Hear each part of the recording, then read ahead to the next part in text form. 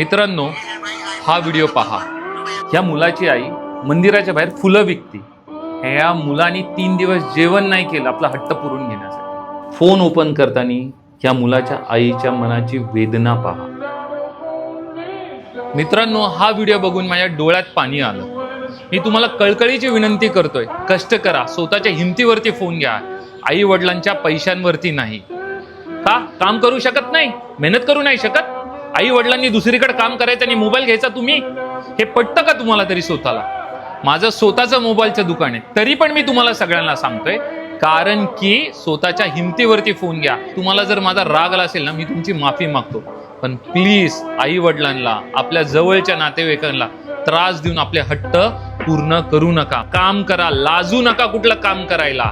आणि तो जो फोन असेल ना, तो तुमच्या ज्यावेळी स्वतःच्या पैशाचा असेल ना, तुम्हाला स्वतःला तो फोन वापरताना अभिमान वाटेल.